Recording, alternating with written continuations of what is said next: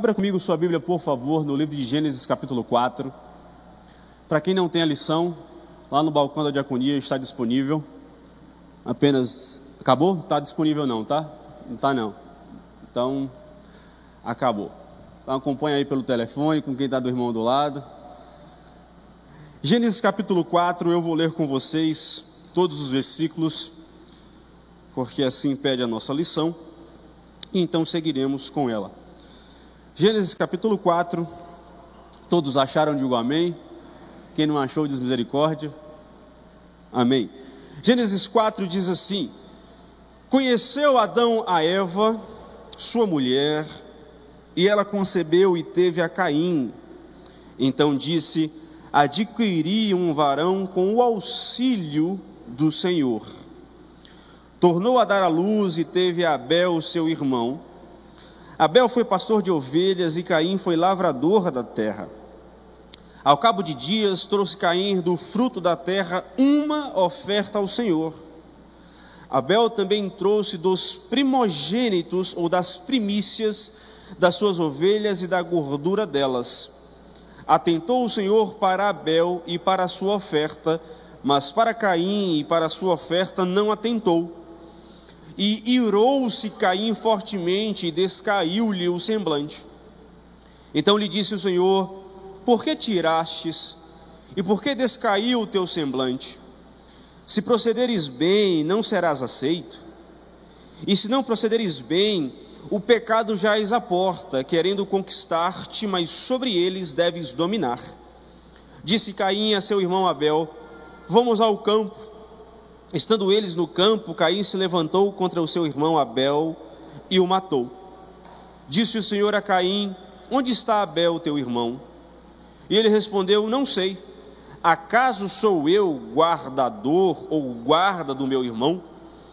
Disse Deus: que fizestes? A voz do sangue do teu irmão clama a mim desde a terra. Agora maldito és desde a terra, que abriu a sua boca para receber das tuas mãos o sangue do teu irmão. Quando lavares o solo, não te dará mais a sua força. Fugitivo e errante serás pela terra. Então disse Caim ao Senhor: é maior o meu castigo do que o que eu possa suportar. Hoje me lanças da face da terra, e da tua presença me esconderei. Serei fugitivo e errante pela terra, e qualquer que comigo se encontrar me matará. O Senhor, porém, lhe disse: portanto, qualquer que matar a Caim será vingado 7 vezes. E pôs o Senhor um sinal em Caim, para que não o ferisse quem quer que o encontrasse. Então saiu Caim da presença do Senhor e habitou na terra de Nod, a oriente do Éden.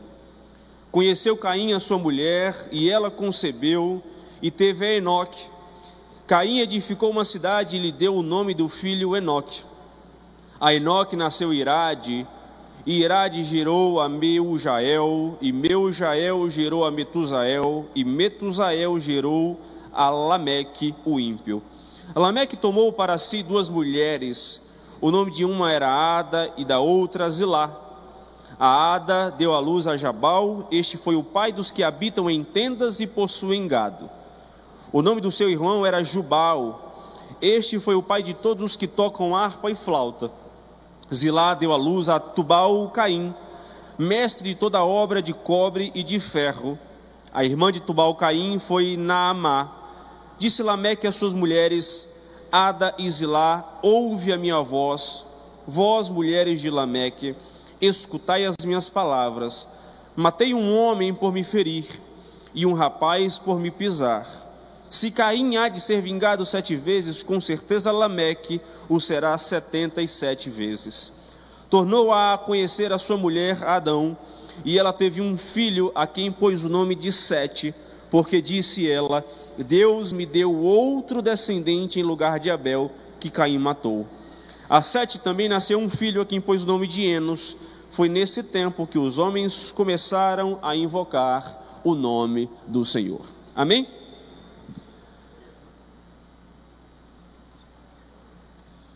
Meus irmãos, eu estava comentando com alguém que nossa lição, de maneira clara. Teologicamente não é uma lição difícil. Teologicamente não é a coisa mais complicada para a gente. Se todo mundo leu a lição, ou nesta manhã leremos, vamos perceber que ela está abordando algo muito prático. E particularmente, fala muito comigo, porque fala sobre algumas condutas que nós cristãos não estamos tomando em nossa rotina de vida cristã. Já passamos por Gênesis 1, 2 e 3, e quem quiser assistir às aulas está lá no YouTube, no canal da igreja, então não vou fazer um resumo. Mas você percebe que o fruto do pecado que aconteceu em Adão e Eva não esperou muito tempo, não demorou muito para trazer uma consequência no meio daquela família. Perceba que aquilo que deveria ser uma união entre dois irmãos, uma união de sangue, uma união incontestável e inquebrável, na verdade começou um conflito entre eles.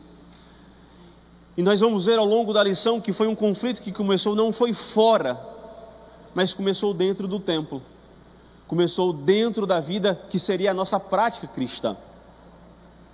Então, aquilo que nós temos de mais santo que é a nossa família foi justamente onde começou o fruto do pecado, justamente pelas atitudes que começou em seus pais, não, pelo amor de Deus, dizendo que maldição é hereditária, mas dizendo que a consequência do pecado, se não observada e se não corrigida, ela vai se alastrando e tomando conta de tudo aquilo que nós temos ao nosso redor e da nossa casa. Então, como introdução, o comentarista, ele fala exatamente assim: nesta lição lidaremos com a universalidade e o avanço do pecado. A serpente escondeu do casal as consequências que viriam. Agora Adão e Eva lidarão com a tragédia de terem um filho assassino e outro assassinado. A cada final de tópico ou a cada final de subtópico, a gente abre aqui a oportunidade de comentários, de complementos e adendos que qualquer irmão queira fazer para enriquecer a nossa lição, tá bom? Importante só frisar, se for um adendo e um complemento que não seja da lição, vamos esperar outra lição que seja completada com o seu comentário, tá bom? O primeiro tópico se chama o avanço do pecado, está registrado em Gênesis 4, entre o versículo 1 e o versículo 8. O primeiro subtópico, para quem está acompanhando, se chama os primeiros filhos, que diz assim: apesar de a fecundação não ser o único propósito do casamento e de nem todo o casamento ser contemplado ou completado com os filhos, inegavelmente é fato que os filhos são uma dádiva e um tesouro de Deus para o casal. Fora do jardim, Adão coabitou com Eva e ela concebeu. A palavra coabitar no Antigo Testamento é um termo também empregado para designar relacionamento sexual. Nunca é usado para animais, apenas para seres humanos. O nome de Caim aqui está associado com a alegria de alcancei ou adquiri, tanto que Eva fala que adquiri um varão com o auxílio do Senhor. A terminologia indica que o esforço foi dela e houve uma ajuda de Deus em sua concepção. É tanto que lá em 7, no final do capítulo 4, ela diz que aprouve a Deus me conceber a Sete. O quê? Então, enquanto em Caim existe uma sensação de Eva de que ela com o seu esforço deu Caim, em Sete ela admite que Sete foi dado de maneira completa por Deus. Por quê? Porque ela compreende aqui a ação divina no nascimento de Sete, enquanto em Caim, o seu primeiro filho, ela tem a consciência ou a falta de consciência de que o nascimento e o privilégio e a dádiva do filho foi dada e gerada por ela apenas com o auxílio de Deus e não com a sua completude. E segue-se assim: Eva estava alegre pelo filho. Será que Eva teria pensado tratar-se do cumprimento da promessa em Gênesis 3,15, ou seja, que ele seria o homem que pisaria a cabeça da serpente? O segundo filho significa sopro ou vento passageiro. O nome de Caim Portanto, significa que a vida vem de Deus de maneira adquirida, e Abel é vida passageira, é a vida como um sopro, assim como foi a concepção da sua vida. Então eu grifei aqui sobre a importância do primeiro subtópico dos filhos. Como os filhos são dádivas de Deus, e essa semana eu estava conversando com alguém, como se eu permitir, todos os dias que eu vou orar sobre Arthur, se eu permitir, todo dia eu choro. A sensação que eu tenho a vontade, toda vez que eu olho para ele, é de vontade de chorar, porque quem é pai sabe a dádiva que é de ter um filho e uma filha. É um negócio meio estranho. Obviamente, como diz a lição, filho não veio com a missão de trazer alegria aos pais, nem de completar o casamento. Filho basicamente faz parte da estrutura familiar, onde Deus deseja para o casal que aquilo se torne uma família, que aquilo se desenvolva para o cumprimento da sua vontade, do seu plano, do seu desejo, de maneira que a descendência flua através de cada geração que se aproxima e que chega. Isso é importante frisar, que não podemos, como pais, colocar sobre os filhos a responsabilidade de restaurar aquele casamento que um dia foi perdido. Porque se a gente for pensar, a primeira crise conjugal foi na falta de responsabilidade de Adão em receber sobre si o erro que ele cometeu. Porque quando Deus fala o que foi que aconteceu, ele coloca a culpa sobre Eva, a mulher que tu me deste, pegou do fruto e me deu.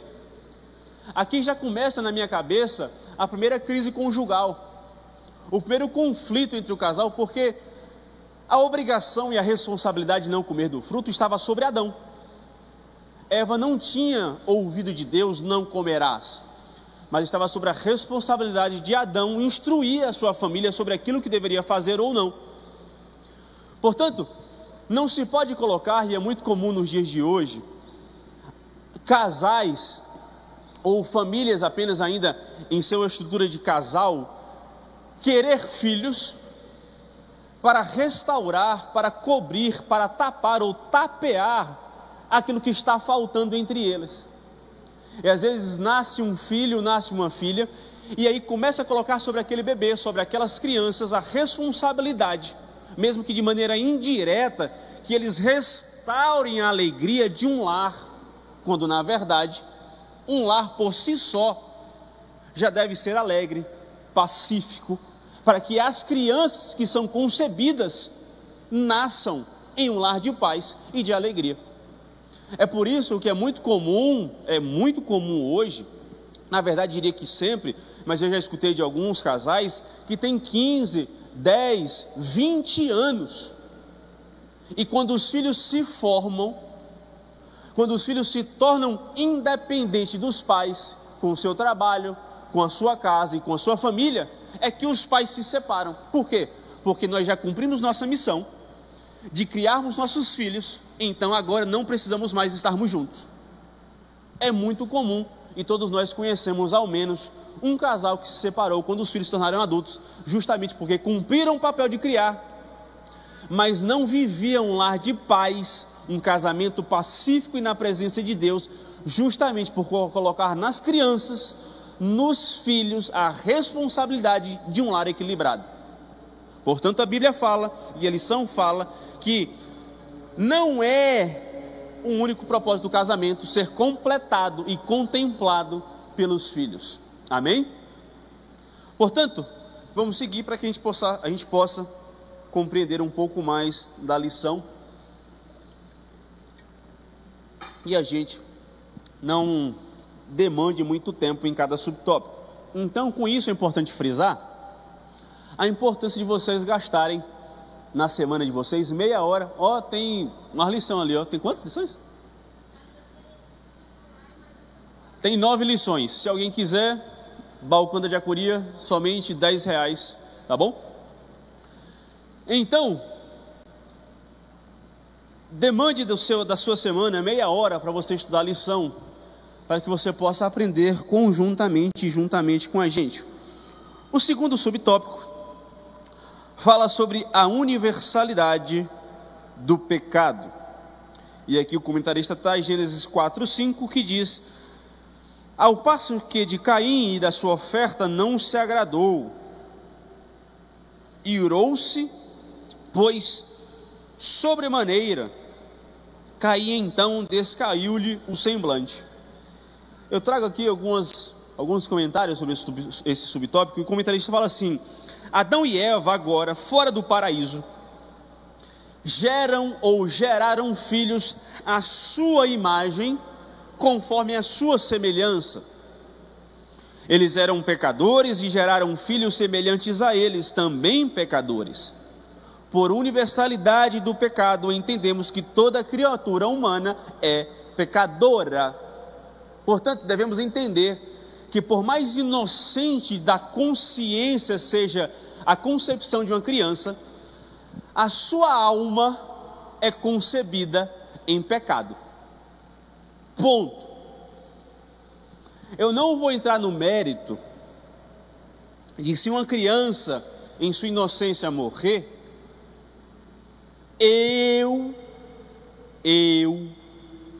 Jones, estritamente e exclusivamente creio que há um tratamento especial de Deus para com as crianças. Ponto. Mas devemos compreender que a universalidade do pecado, a partir do ato de Adão e Eva, cobriu toda a humanidade. É por isso que vem o segundo Adão, e não é da lição, e não vou me estender nisso, para que através do seu sacrifício, Jesus Cristo, todo ser humano que crê e professa que Ele é o Senhor e Salvador da sua vida, é alcançado pela sua graça e misericórdia e tem a possibilidade de ser restaurado para a posição original, sem pecado, alcançando isso na eternidade em sua presença. Mas, portanto, Adão e Eva são feitos à imagem e semelhança de Deus, assim diz Gênesis. Mas após o cumprimento, após o ato do pecado, após a entrada do pecado no ser humano, através de Adão, todo humano agora é feito à imagem e semelhança do seu antecessor, também através da alma e do estado pecaminoso de cada ser humano. E basicamente essa é a nossa estrutura. A universalidade do pecado, quando você escutar essa terminologia, se fala sobre isso. O pecado é e está em todo ser humano, pela sua concepção. E o comentarista segue: não é verdade que este discurso de que o homem, após a queda, continua bom por natureza, sendo depois corrompido pela sociedade. O comentarista está dizendo que o homem já nasce mal. Na verdade, o livro de Oséias, se eu não me engano, exatamente, Oséias capítulo 11, versículo 7, diz que o homem tem tendência em seu coração em se desviar, porque já faz parte da nossa natureza, já faz parte da nossa mente, já faz parte dos nossos atos a vontade carnal em pecar.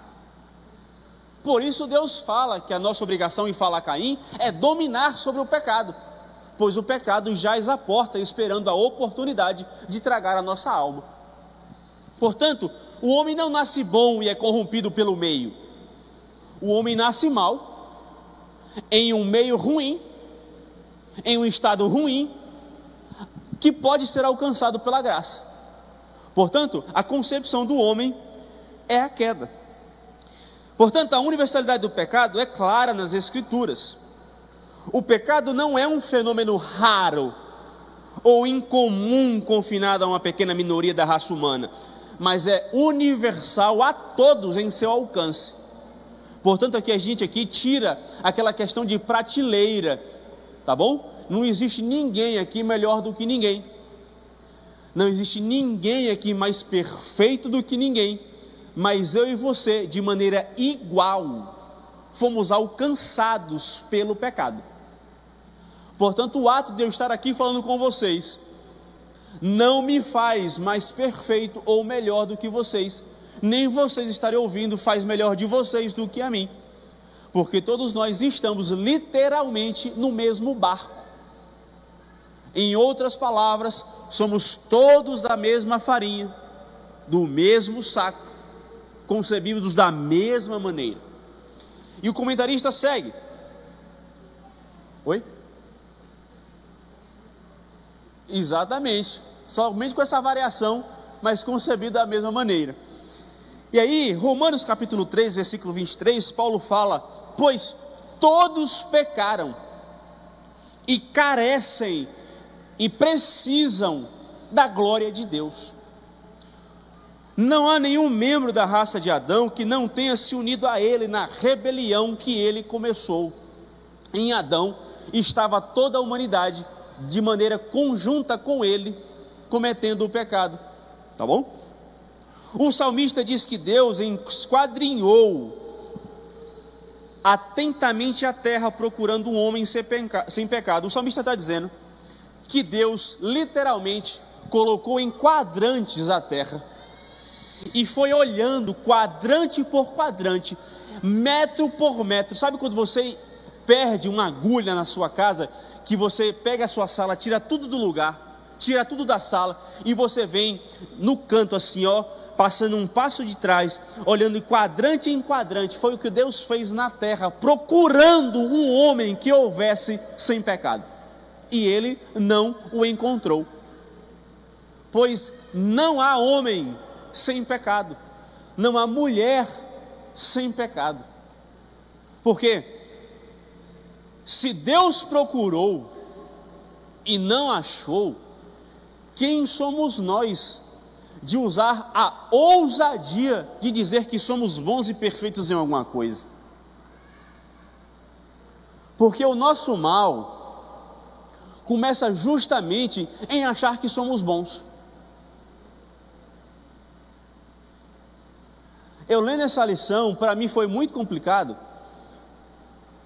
porque começa a vir na minha mente a construção, e aqui agora eu falo de maneira dupla para a nossa igreja Cristianismo Sem Fronteiras e para todos aqueles que estão acompanhando pela glória de Deus e vão assistir depois, mas de maneira estrita.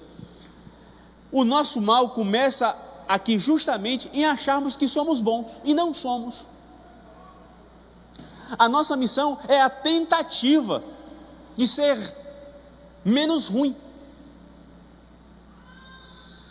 porque todos nós aqui pecamos e carecemos da misericórdia e da graça de Deus. Eu fico agoniado quando eu vejo certas circunstâncias aqui em nossa igreja, e não posso nem andar muito, né? Tá lá, valeu, tio. Eu fico agoniado quando eu vejo algumas coisas e aspectos da nossa igreja, quando eu fico vendo fita métrica no meio de nós, como se tivéssemos a oportunidade de usar qualquer fita de medir, quando nós somos a mesma coisa, pecadores, carentes da glória e da misericórdia de Deus.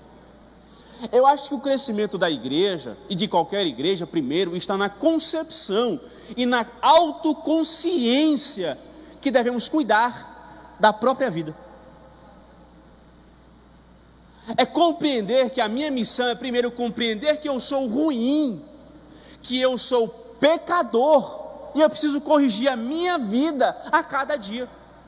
E se nós, conjuntamente, de maneira junta, unida, cuidarmos da nossa própria vida, iremos alcançar um crescimento saudável, porque cada um cuida da sua vida, cada um cuida da sua casa, cada um cuida do seu casamento, cada um cuida dos seus filhos. Porque o que é que acontece? Eu não cuido do meu casamento, mas quero cuidar do casamento do outro. Eu não cuido dos meus filhos, mas quero cuidar dos filhos dos outros. Se cada um tivesse como missão ser menos ruim a cada dia e não usar fita métrica para medir o outro, estaríamos em outro nível de igreja de consciência humana e autoconsciência. Por quê? Porque, como a lição diz, Deus procurou um homem sem pecado e não há. E Paulo diz que todos carecemos da mesma coisa, porque todos pecaram. E o comentarista continua: é lamentável que alguns segmentos da igreja tenham deixado de falar sobre o pecado,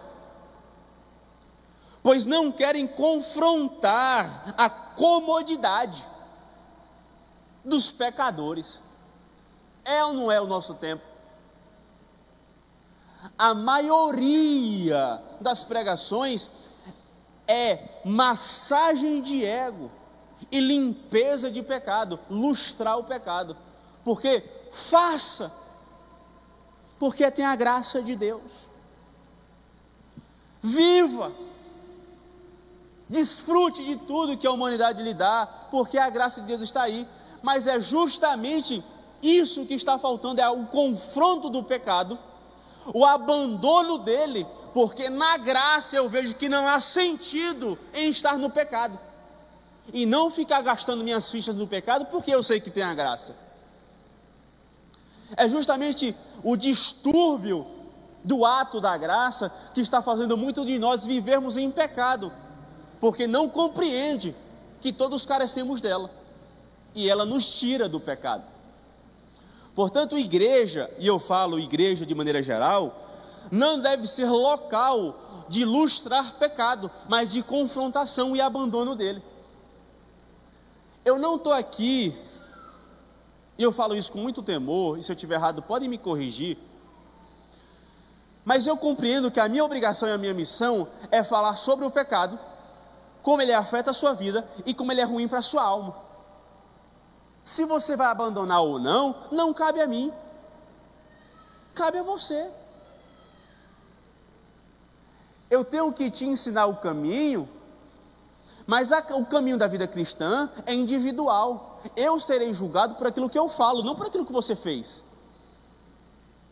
Aquilo que você fez é o seu ato, é a sua vida. Portanto, devemos entender que igreja é local de confrontação de pecado, restauração da saúde, para que possamos sair melhor do que entramos. E não quero, Deus abençoe também. Porque se o próprio Cristo falou, aquele que quiser vir após mim, negue-se a si mesmo, e ele não obrigou ninguém, quem sou eu? Ou quem somos nós de obrigar a qualquer um a abandonar o seu estilo de vida? Mas o nosso papel como igreja, daqueles que são mais conscientes e maduros na fé, tem a obrigação de mostrar, de ensinar sobre o pecado e sobre a graça de Deus. E quem escutou e quem aprendeu, decide o que quer fazer da vida. Amém? Amém. Meus irmãos, terceiro subtópico que prometo que vou adiantar, fala sobre o mal não é estático. Aqui o comentarista fala sobre o avanço do pecado, pois ele avança e vai contaminando tudo. Interessante que aqui na lição ele compara com um animal selvagem, e eu gosto quando Deus fala que o pecado jaz à porta. Eu imagino o pecado como algo olhando pela fechadura da porta, a tentação olhando pela fechadura da porta, onde você tem o controle de deixar entrar ou não. O pecado não tem domínio sobre nós, a não ser que nós deixemos, porque a ordem é dominar sobre o pecado, não de maneira que eu controle quando eu peco ou não, mas de maneira que eu tenha controle, de maneira que eu a afaste, a mantenha longe pela minha força, pelos meus atos, através daquilo que Deus ordenou para a nossa vida. Isso é importante porque em nossa compreensão e em nossa vida, muitas vezes nós temos a compreensão como o comentarista fala, como o pecado como um animal selvagem, porque enquanto o filhote é fofo, é inocente, não tem força para tragar a nossa vida, é como uma jiboia, onde você pega ela pequena e coloca para tratar em casa, mas a maneira que ela vai crescendo, ela começa a ter domínio e força para tragar a sua vida. Assim é o pecado. Você tem a compreensão que você pode dominar, e o comentarista fala, portanto, assim como os alcoólicos anônimos, a primeira lição é o quê? Evite o primeiro gole. Por quê? Porque o primeiro gole é muito, mas depois de muitos goles se torna pouco. Eu quero sempre mais. Portanto, é como o pecado. O primeiro é muito, mas a partir do primeiro não me satisfaz mais. Eu quero mais, eu quero mais, eu quero mais. É aquilo que o texto da Bíblia fala em Salmos capítulo 42, versículos 7 a 9. Um abismo chama o outro. O problema não está no segundo abismo, no terceiro, o problema está no primeiro, onde a gente fica brincando em colocar o pé e tirar. É igual a piscina fria, deixa eu colocar o pé para ver se está frio. Chega o momento que você pula e entrega tudo de si, porque lá dentro eu me esquento. O pecado, de maneira inicial, ele não é assustador. E cá entre nós, irmão, vamos falar sinceramente, abertamente entre nós, é bom ou não é? Porque se fosse ruim a gente não queria fazer. Tentação não é aquilo que eu não quero, tentação é aquilo que eu quero, porque senão não era tentação. É bom, é satisfatório, é prazeroso, seja qual for o pecado que cada um cometa e tenha como estimação. É bom. Se não fosse bom, Satanás não tinha deturpado e apresentado a Adão e a Eva. Porque diz a introdução que ele não mostrou a Adão e Eva as consequências que viriam, apenas mostrou o quê? Que vocês serão como Deus, vendo o que é o bem e o mal, tendo discernimento que Deus tem e vocês não. O pecado gera em nós o desejo de ter aquilo que não temos, para preencher de maneira falsa aquilo que não temos. O pecado ele começa bom, mas ele vai tragando, porque imagine agora você como pai e mãe, comendo de um fruto que Deus não deu, e no primeiro momento, os olhos se abriram e viram que estavam nus, até aí teoricamente está ok, pegaram as folhas, cobriram, Deus viu que estava com folha, isso aí não presta, vai acabar, mata 2 animais, faz uma roupa para cada. Mas o que é que acontece em nós? Aconteceu com Adão e Eva, é a falta de compreensão do avanço do pecado. Eles não imaginaram que um dia aquele pecado alcançaria outros. O erro deles foi se alastrando de maneira que alcançou outros. E aqui está nosso problema, o nosso egoísmo, inclusive em nosso pecado, em achar que a nossa consequência virá só para nós. Mas o pecado vai se alastrando como infecção, que vai acomodando cada célula, cada pessoa, cada circunstância e superfície. Porque o que aconteceu aqui em Caim e Abel, não começou em Caim e Abel, começou em seus pais. É a falta de compreensão do crescimento. Portanto, o comentarista fala, e eu repito, evite o primeiro gole do seu pecado. Eu não tenho muito o que falar sobre isso aqui não, que para mim é óbvio. E é justamente na questão do óbvio que está a nossa dificuldade. É tão óbvio que às vezes eu não faço, é tão óbvio que eu acho que é fácil e me pego literalmente fazendo aquilo que é fácil de evitar. É literalmente evitar o primeiro gole, é evitar a primeira olhada, é evitar a primeira ausculta, é evitar aquilo que pode ser pequeno hoje. É pequeno, pastor, é pouco, não vai agredir ninguém, você não sabe. O problema do nosso egoísmo é não compreender que o nosso pecado pode alcançar outras almas, outras vidas. É a falta de compreensão que o meu pecado, se eu não tiver compreensão, pode alcançar a minha esposa, pode alcançar os meus filhos, pode acontecer de alcançar vocês, porque se o pastor pecou, por que não? Isso não é responsabilidade só minha, é de vocês também. Porque se eu cometo e tenho um estilo de vida pecaminoso, o que é que minha esposa vai dizer? De duas uma, ou ela vai ser acometida do pecado da angústia, da tristeza, do julgamento, e ela começa a pecar em outro âmbito. E aí começa a haver um conflito entre eu e minha esposa. Por quê? Porque ela não gosta do que eu faço e eu não me importo com o que ela pensa. Olha só, o pecado que era de um agora passa a ser de dois, cada um em seu âmbito. E o meu filho que está crescendo em casa começa a ver e ouvir isso. E ele começa a ver o quê? Aquilo que era normal se tornou costume e agora cultura em nossa casa. Acha normal também. Por quê? Porque meu pai faz, porque minha mãe faz, então é normal. Agora o pecado que era de um, passou a ser de todos os membros de uma casa, cada um em seu âmbito. E isso começa a se alastrar. Começa a se alastrar. E começa a pegar em todos. E é isso que o pecado quer. Tragar a alma, não a partir de todos, mas a partir de um, que não evitou o primeiro gole. Isso, gente, é desesperador, ou deveria ser desesperador para a nossa vida. É a compreensão de que eu vou evitar por mim, como pelo outro. Isso é o que convém a ser um cristão. Eu vou evitar pecar tanto por mim como por seu Ariomar. Sabe por quê? Porque se eu permanecer em pecado e me perder no meio do caminho, gente, o destino é o inferno. Imagine comigo, se eu e você não tivermos essa compreensão. Vamos seguir.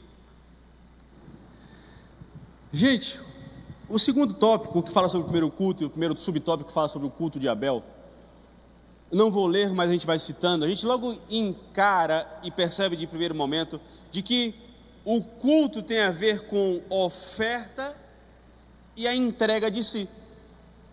Porque ambos ofertaram, mas somente um é contemplado diante do Senhor.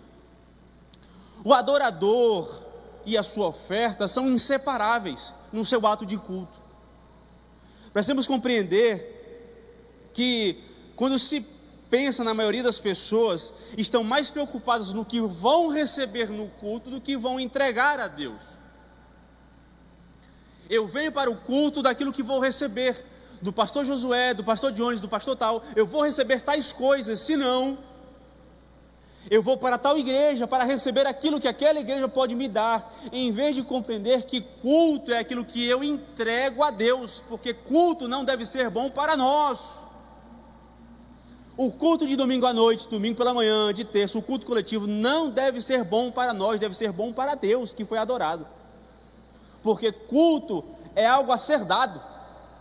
Nesse caso, dar a nossa adoração, dar o nosso louvor, dar a nossa oferta física, financeira, familiar diante dele. Dessa maneira, aquilo que eu sou e entrego a Deus não pode ser separado no ato de cultuar. E é muito claro quando fala que, e eu grifei aqui, que é muito forte no texto a ideia de que Abel trazer o primogênito, as primícias, algo especialmente separado e preparado para aquele momento. Isso indica que desde a concepção da oferta, daquilo que Abel tirou do campo, ele já havia separado desde o início para dar a Deus. Aquilo que é a primeira colheita, o primeiro gado, a sua primeira oferta, ele separa para Deus e o restante ele vai usar no seu trabalho. Diferente de Caim, que em sua colheita pegou algo, pegou uma sobra e separou para Deus. Portanto, a importância é justamente naquilo que eu dou a Deus como prioridade e não como sobra. E isso não é retratado somente na vida financeira, mas em tudo que nós fazemos. A prioridade da nossa vida em tudo deve ser dada a Deus. O meu trabalho, o meu casamento, os meus filhos têm como prioridade honrar ao Senhor e então eu desfrutar daquilo que eu tenho. O meu casamento honra a Deus e então eu desfruto dele. O meu filho é para honrar a Deus e então eu desfruto dele. Tudo começa em casa. O nosso culto não começa aqui, mas começa em casa. Eu não separo o que eu vou dar a Deus na igreja, mas em casa. E eu grifei aqui, e coloquei como nome de um livro também, o comentarista fala, o culto é um grande momento para o cristão ser sincero e grato. E eu grifei o livro de C.S. Lewis, Diabo e Seu Aprendiz, se você puder leia. Porque o livro vai dizer, o livro é basicamente, em outras palavras, um estagiário de demônio, aprendendo com o diabo a como ser diabo. E aí o aprendiz fala assim em dado momento: ei, eu consegui fazer naquela moça que estava em casa se arrumando para a igreja, que ela perdesse a concentração quando chegasse na igreja, porque em vez de orar, quando ela se ajoelhou, eu fiz com que ela comece a reparar na roupa da outra pessoa e julgar: nossa, que saia tal coisa, nossa, como ela está vestida, nossa, como ela está andando. Então o demônio fala assim: eu não me preocupo se ela foi para a igreja, eu me preocupo se ela vai cultuar ao Senhor, porque ir para a igreja até satisfaz o ego dela, mas no cumprimento da minha missão, eu fiz com que ela perdesse o foco do culto e passasse a julgar a pessoa que estava ao seu lado. É isso que o livro fala e retrata, por exemplo, é um exemplo. Portanto, o que eu quero dizer é que o culto, eu não venho para a igreja e penso no que vou cultuar, mas eu venho cultuando de casa, focado em dar culto ao Senhor, porque senão, no ato de ajoelhar, eu olho para o lado e perco o foco do meu culto e começo a usar a fita métrica sobre o outro. Nós pensamos que estamos na igreja, nós pensamos que estamos adorando, mas estamos perdendo o foco daquilo que viemos fazer, que era dar culto ao Senhor. E aí começa a se perder e o diabo começa a se alegrar, porque a gente pensa que está adorando, mas não estamos. Pensamos que estamos cultuando, mas não estamos.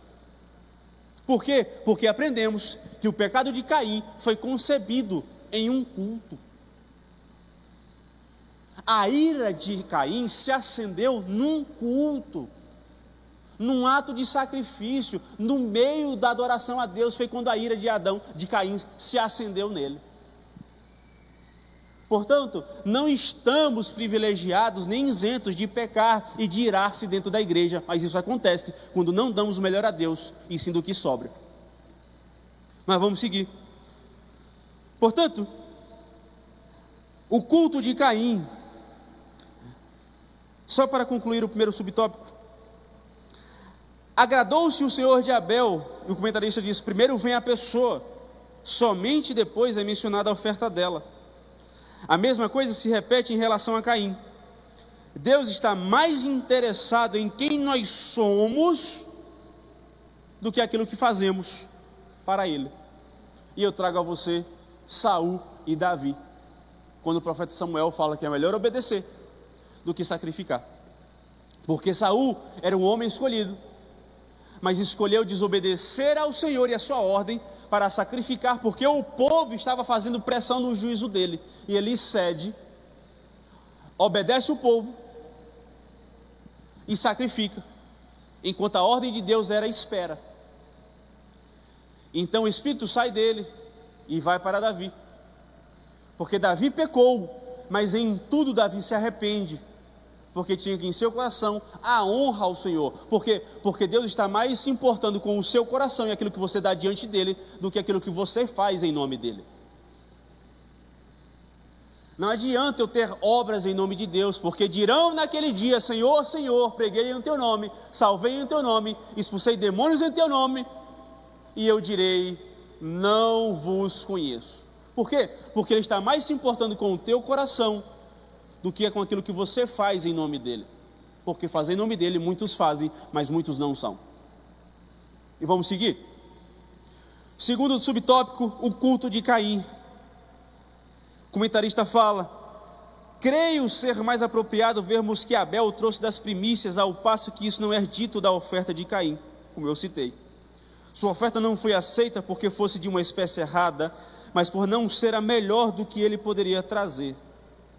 A questão toda estava mais relacionada com a atitude do que com a motivação do ofertante. E como eu citei, adorador e sua oferta são inseparáveis, tá bom?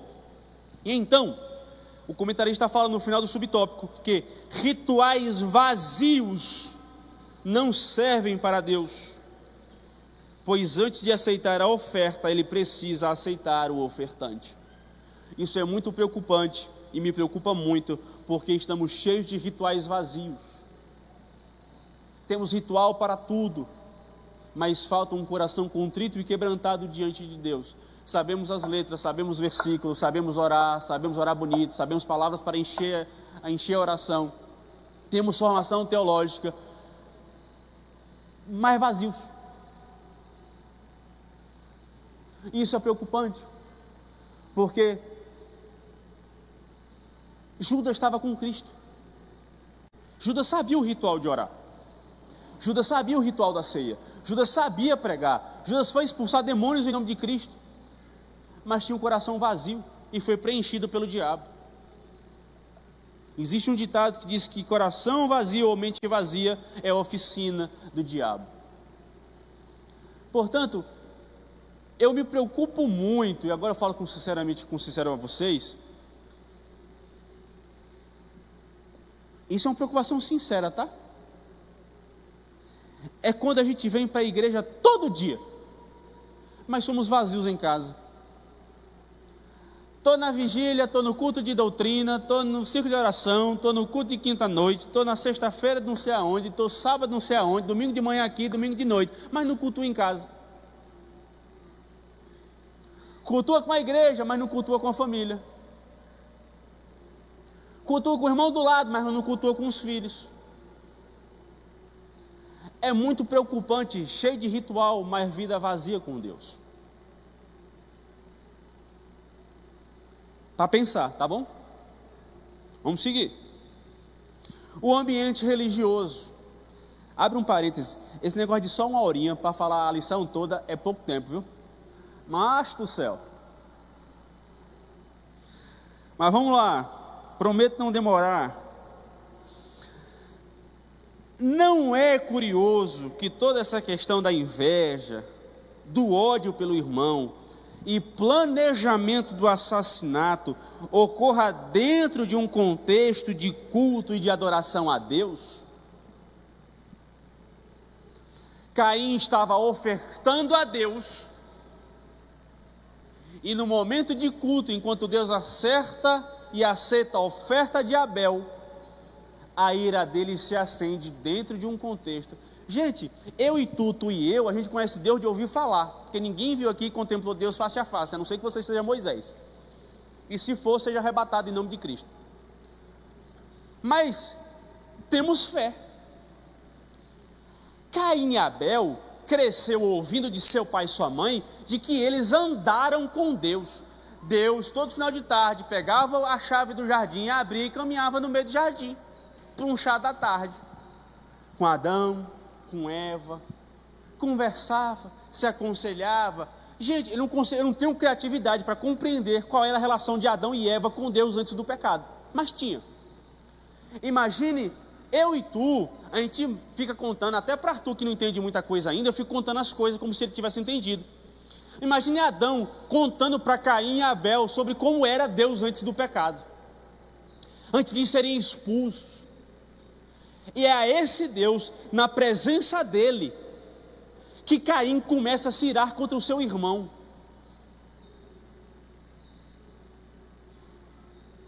No meio de um culto, no meio de um sacrifício a ele. Cá entre nós aqui, nós aqui que está aqui, a gente às vezes está no culto sentado, adorando, e está no coração a vontade de matar um irmão. Não fisicamente, estritamente e explicitamente, mas está com uma mágoa, está com aquela coisa se acendendo, a raiz de amargura nascendo em seu coração, no meio de um culto ao Senhor. A gente compreende que não tem cabimento algum deixar a raiz de amargura crescer enquanto estamos adorando ao Senhor. Depois pergunta: o culto foi ruim, o culto foi mal, Deus não falou hoje, eu não sei porque eu estou nessa vida. É porque em vez de prestar atenção no culto a Deus e a quem deve dar o culto, estamos maquinando malignidade em nosso coração, e não tem aqui alguém que seja bom o suficiente que nunca tenha passado por isso. Porque é o que a Bíblia fala: todos pecaram e todos carecem da glória de Deus. Estamos sentados aqui, adorando ao Senhor, e para abrir um parênteses do tamanho dessa igreja, aí a gente começa a pensar naquele que nos feriu, naquele que nos agrediu, naquilo que temos com vontade de fazer contra ele. E a Bíblia está falando que o contexto de Caim e Abel foi no meio de um culto. E o comentarista fala: muitas maldades podem existir e ocorrer mesmo entre aqueles que dizem servir e adorar a Deus. Isto é um alerta para todos nós.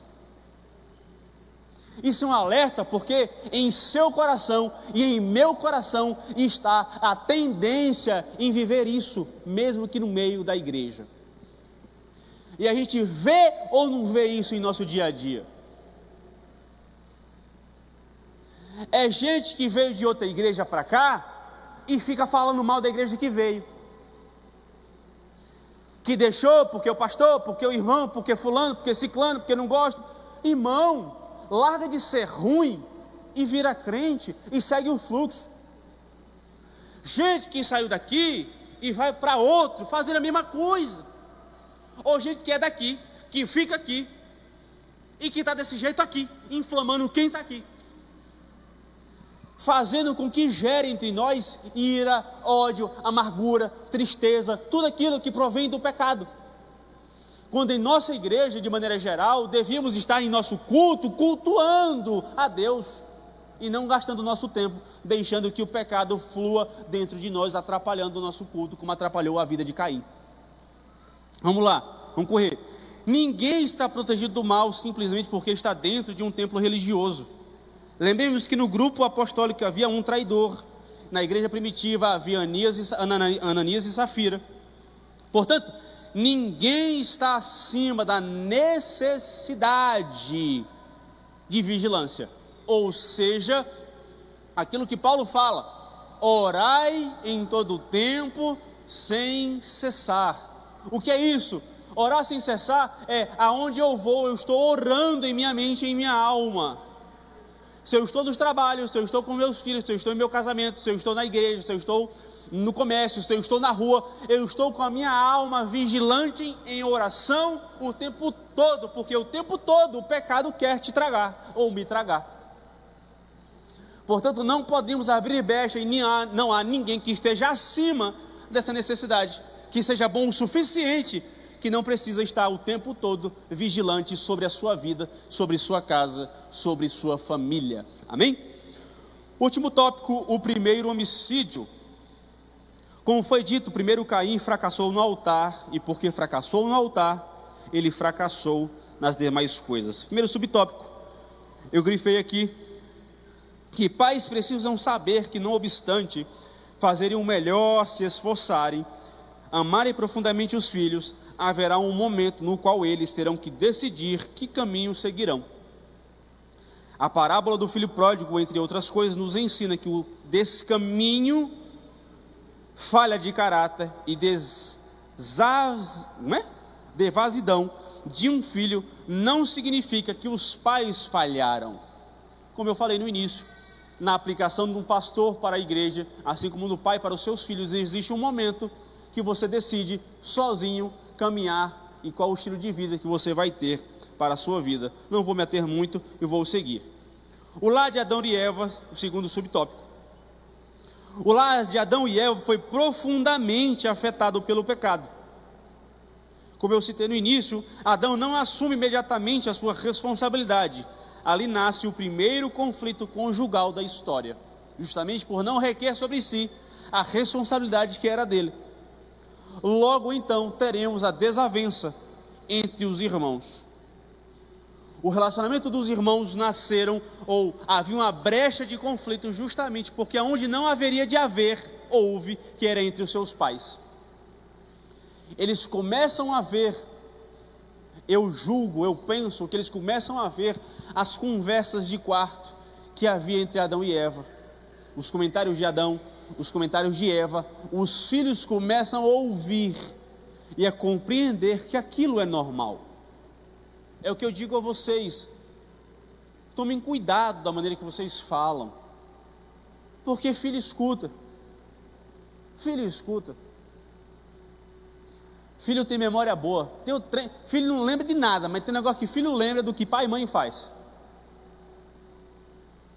Passa-se o tempo que for, sempre estará na memória. Se eu te perguntar para os mais velhos aqui, que tem idade de ser meus pais, vocês lembram do que os seus pais fizeram na infância de vocês? Vocês não lembram o que vocês comeram semana passada, mas vocês lembram das palavras que vocês ouviram dos seus pais. Vocês não lembram do que o chefe de vocês, do que o outro falou para vocês, mas vocês lembram do que vocês ouviram de um pai falando para a mãe, ou de uma mãe falando para o pai. E aí começa muitas coisas a haver conflito, ou gerar conflito em nós, ou entre nós, justamente porque ouvimos um dia dos nossos pais. Então requer de nós, como pais, compreender que um dia eles seguirão sozinhos. Até certo ponto requer sobre nós, mas devemos compreender que aquilo que não é nosso, pode ser dos nossos pais, devemos bater um basta e sermos diferentes. Lembrem-se, pecado não é hereditário, mas cultura é. Você aprende e repassa, você aprende e repassa, você aprende e repassa. Pecado também é cultura, acredite. Vamos seguir. Veja, cultuar a Deus requer relações saudáveis com o nosso irmão. Isso aqui para mim é muito importante. Não é possível separar nosso relacionamento com Deus dos relacionamentos que temos na igreja. Um não sobrevive sem o outro. João diz: como posso eu amar a Deus a quem não vejo? 1 João capítulo 4, versículo 12 a 21. Como posso amar a Deus a quem não vejo e odiar alguém a quem vejo? Não tem como. Eu não posso odiar nenhum de vocês, ter raiva, mágoa, tristeza, e cultuar a Deus e dizer que amo. Porque 1 João 4 vai dizer que o meu culto é aceitável a Deus se eu tenho bons relacionamentos com todos, em todos e entre todos. Eu não posso separar esse culto, eu não posso separar esse relacionamento entre Deus e entre os meus irmãos. Isso aqui era para ser básico de todo cristão. Isso aqui é básico, é porta de entrada. Isso aqui é o que requer, por exemplo, do novo nascimento. Nasci de novo, mas tenho mágoa da antiga vida, do rebanho de gente que me fez mal. A Bíblia fala sobre aqueles que te amaldiçoarem, abençoe. A quem te fez mal, ore. A quem te bateu, vire a outra face. Eu não posso separar o meu culto a Deus do meu relacionamento com o irmão. É por isso que Atos 2,42 diz que na comunhão e no partir do pão, na doutrina dos apóstolos, na oração, na comunhão e no partir do pão, o meu culto a Deus, o meu aprendizado na palavra, a minha vida íntima com Deus na oração, não pode ser separado da minha comunhão e do meu partir do pão com o irmão. É basicamente assim: quem tem hoje aqui qualquer mágoa, ligue, peça perdão, resolva seu BO e segue sua vida, mas não tem como separar culto a Deus de relacionamento com o próximo. E para concluir, último subtópico, o homicídio. Eu grifei aqui: Deus lhe explica que o pecado é como uma besta feroz que jaz à porta de sua vida e que era melhor não abrir essa porta. É a primeira vez que a palavra pecado aparece na Bíblia. Seu significado é desviar-se do caminho reto. Caim deveria vigiar e se cuidar. E olha, ele não considera a advertência divina e comete o primeiro pecado, o primeiro homicídio da história. Não o primeiro pecado, o primeiro homicídio da história. Em Hebreus 12:15, todos nós somos recomendados a não nos permitirmos que nenhuma raiz de amargura brote, perturbe e contagie o nosso coração e o ambiente à nossa volta.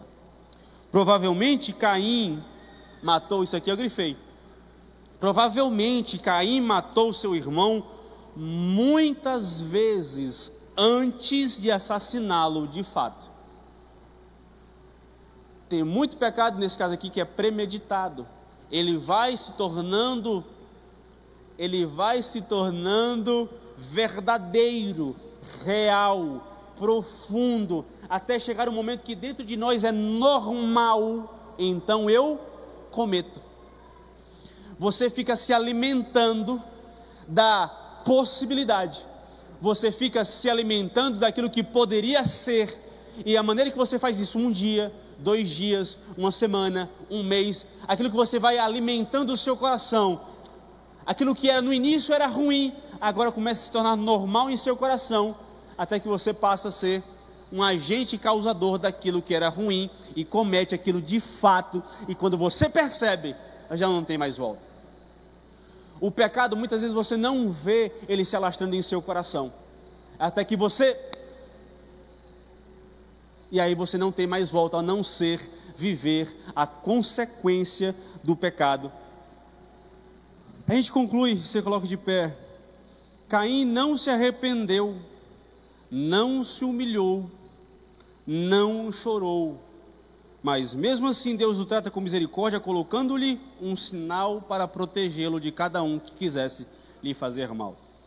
E eu concluo puxando de Nascimento, que no Antigo Testamento, por exemplo, o assassinato era o cumprimento de fato, o Novo Testamento é o desejo.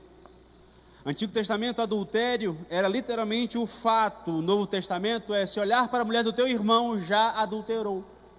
Se você desejou na mente, já adulterou. E o mesmo Jesus da graça e da misericórdia diz assim: se um olho te fez pecar, arranca, porque é melhor não ter um olho e ir para o céu, do que ter os dois e ir para o inferno. Em outras palavras, se te faz pecar, arranca fora, joga fora, fica longe, se desfaz de um membro físico. E Jesus estava literalmente sendo literal.